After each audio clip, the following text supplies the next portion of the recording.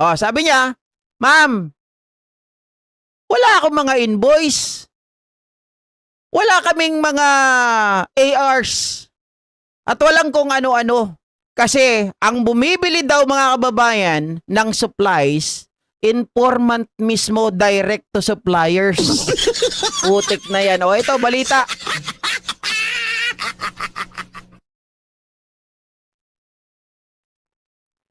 Ng Office of the Vice President. Kaya ang informant daw ang bumibili ng supplies para sa mga programang nasa ilalim ng confidential funds ng Office of the Vice President. Kaya ang mismong opisina walang maipakitang opisyal na resibo.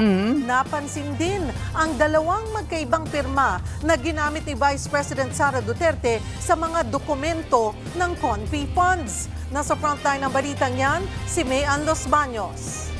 Drugstore, pharmacy. 500 million pesos na confidential funds pero walang ni isang official receipt? Yan ang ilang linggo ng tanong ng prosekusyon at ilang senator judges sa mga testigong humarap sa Senate Impeachment Court. Kanina, yan pa rin ang inusisa sa pagharap ng Assistant Chief of Staff ni Vice President Sara Duterte na si Lemuel Ortoño, ang ikalawang hostile witness ng prosekusyon. Si Presiding Officer Chis Escudero kinwestiyon kung sa regular budget ba ng OVP may resibo ang mga binibiling gamot at supplies. In the form of medicine. So I presume itong binibili nyo gamit yung regular budget, may resibo to? Yes, sir. Ang ginamit nyo na pang food and medicines sa confidential fund, binigay nyo diretso sa recipient, and presumably sabi ng recipient, bibili ko ng pagkain to, bibili ko Yes. ng gamot to.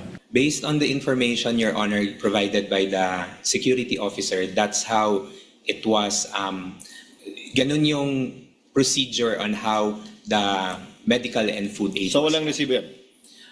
Based on the information I gathered, sir, no official receipts. Sir, at that time, Pero nang tanungin ang resibo ng confidential funds, dito na lumutang ang sistema kung paano ito ginagasta. Yung chairs, wala ring resibo yan? based on the information also provided by the security officer, no receipt as well, sir, because the representation was that yun yung ipamimili nila for the tables and chairs. So literally, may informant, imbis na bayaran ng, imbis na bigyan ng kung ano, binayaran ng cash para bilhin yung tables, yung chairs, yung food, yung medicine. Ganun. Yes, sir. Based on the information, sir. By the security officer. By the security Now, that's officer. No. Ayon pa kay Ortoño, hindi rin niya nakita ang libo-libong acknowledgement receipts ng confidential funds na may mga kakaibang pangalan. Okay, so doon tayo, stick tayo sa lamesa, doon sa mga upuan, doon sa mga supplies, sa mga computer ulit, mga kababayan. So sabi niya, sabi ng security officer na sila Chika, ay ibinibigay ang pera doon sa informant. Si informant ang bumibili ng supplies directly to suppliers. Now, mga kababayan, syempre, nakita po natin yung presyo. Napakalaking halaga. 'Di ba? Napakalaking halaga, 3.5 million 'yon, mga kababayan. Wala man lang silang, hindi man lang sinabi nila Chika, mga kababayan, where is the syempre supplies yun 'di ba? Talagang dapat may resibo 'yan. Oh, hindi man lang nanghihingi ng resibo doon sa tao na binigyan ng pera para bumili ng mga supplies. Diba? At saka gawain to ni Acosta. Gawain to ni Acosta bilang disbursement officer, mga kababayan. Dapat siya nagbibigay directly to the recipient. Diba? Ganun dapat. At kung bibili ng mga supplies, mga kababayan, they should. Dapat kunin nila yung resibo. Diba? Kasi itong resibo na to, ang makakapagpatunay dun sa kanilang liquidation. Para makapag-comply sila sa hinihingi ng COA sa kanila.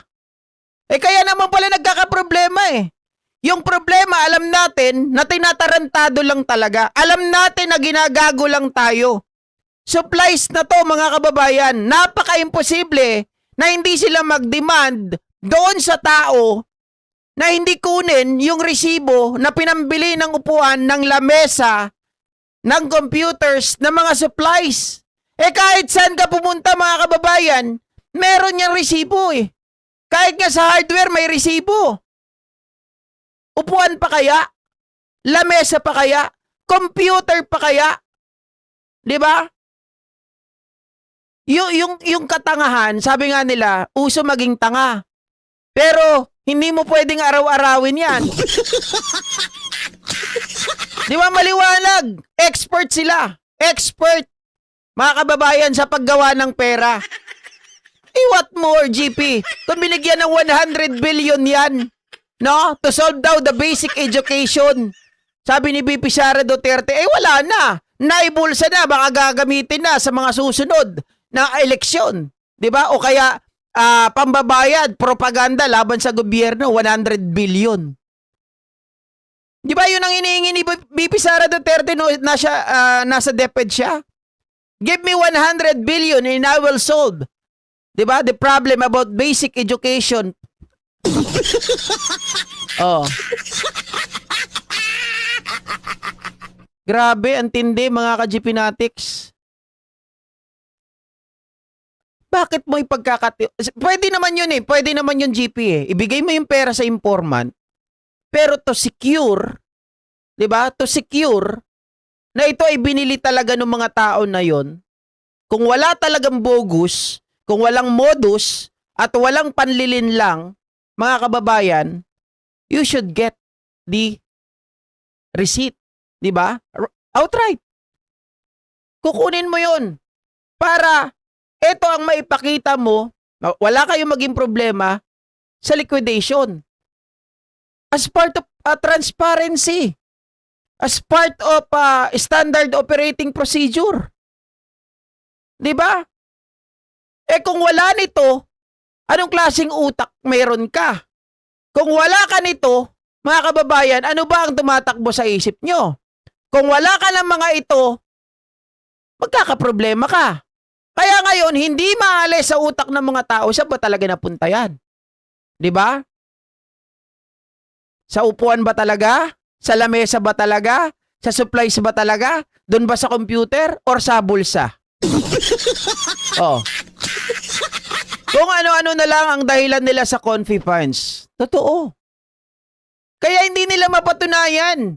'Di ba? Sabi ko nga po sa inyo, mas mapapahiya itong mga to pagdating po nung tatlong AFP officials dahil ma-highlight na naman sigurado, mga kababayan, na they secured the acknowledgement receipt of the AFP during the Youth Leadership Summit, mga kababayan, to justify their expenditure.